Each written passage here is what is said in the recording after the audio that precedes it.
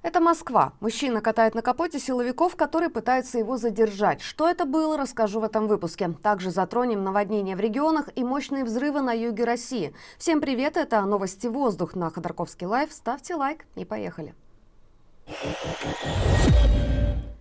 Половодье в регионах России набирает обороты. В Новосибирской области вода переливается через трассы. На грунтовых дорогах критическая ситуация. Из-за аномально теплой погоды талые воды уходят с полей через водопропускные трубы, которые в некоторых районах просто не справляются с потоком. В дорожном управлении просят предпринимателей до стабилизации дорожного полотна пока не использовать тяжелый транспорт для перевозки грузов.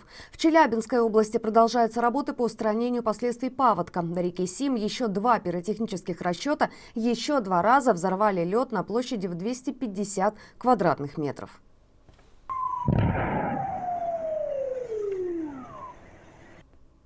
А спасатели продолжают откачивать воду из затопленных домов и придомовых территорий. И здесь же, в Челябинской области, а также в Курганской, в самый первый день наводнения в Аше жителям рассылали сообщения о контрактной службе. Когда люди стали возмущаться в соцсетях, в региональном МЧС и военкомате Кургана заявили, что не имеет к рассылке отношения, хотя именно номер военкомата был указан в сообщениях. А в Министерстве общественной безопасности Челябинской области заявили, что рассылка была организована по запросу Курганской области, но охватила жителей Челябинской. В общем, опять никто ни в чем не виноват.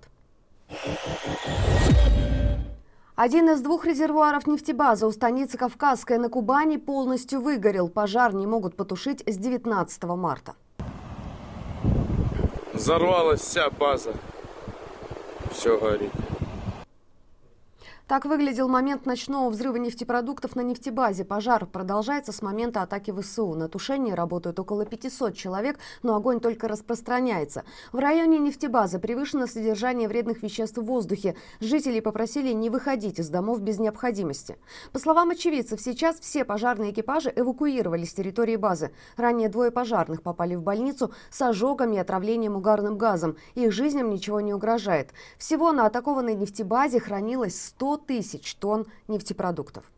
Российский СК завел дело о терроризме после взрыва на газоизмерительной станции Суджа. Сегодня утром Z-блогеры заявили, что по трубопроводу ударили ВСУ. Кремль тоже прокомментировал взрыв. Дмитрий Песков заявил, что в нем, цитирую, «однозначно виноват Киев». Конец цитаты. При этом в Генштабе украинских вооруженных сил назвали произошедшее провокацией и сообщили, что это российские военные обстреляли станцию из артиллерийского оружия. Обвинения там назвали безосновательными. По данным одного из прокремлевских блогеров, объект полностью уничтожен. Напомню, трубопровод раньше использовался для доставки газа из России в Европу. Дональд Трамп хочет включить Запорожскую АЭС в соглашение о полезных ископаемых с Украиной. Он собирается использовать ее для добычи редкоземельных металлов. Об этом пишет издание Financial Times со ссылкой на 2 украинских чиновников. По их словам, в Киеве обеспокоены тем, что на них могут надавить с целью заставить пойти на невыгодные условия. Тем более ранее Вашингтон уже показал, что в случае чего может приостановить помощь. Собеседники издания сообщили, что пока Белый дом не предоставил Киеву новых условий. Однако понятно, что они работают над более масштабным соглашением.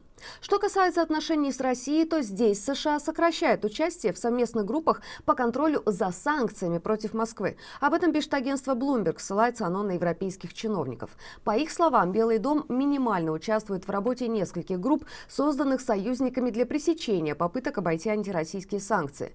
Представители США практически не реагировали на действия сразу нескольких групп. При этом собеседники агентства не знают, было ли принято какое-то конкретное решение о сокращении участия в этих группах, или же просто не хватает сотрудников. Строительный кран рухнул прямо на дорогу в центре Томска. Это произошло на улице Карташова. Упавшая конструкция задела и сломала электрическую опору. Около 15 жилых домов остались без электричества. Устранить последствия аварии планируют к вечеру. Также кран повредил забор и несколько автомобилей. А в Карелии произошел взрыв газа в частном секторе. Погибли 3 человека. Трагедия случилась в Медвежьегорском районе. Около часа ночи там загорелась баня, в которой в этот момент находились люди.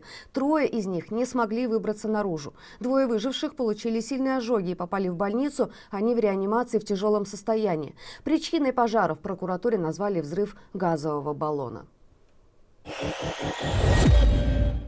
В Госдуму внесли 3 законопроекта, которые позволят российским властям сажать в тюрьму еще больше людей. Авторы инициативы – председатель Госдумы Вячеслав Володин и заместитель председателя Ирина Яровая, а также целая группа депутатов из нескольких партий.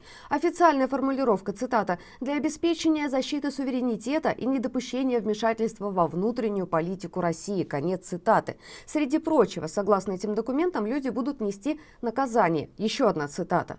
«За корыстное содействие международным организациям, в которых не участвует Россия, в частности, Международного уголовного суда». Конец цитаты. За это предлагают давать до 7 лет колонии с возможностью конфискации имущества.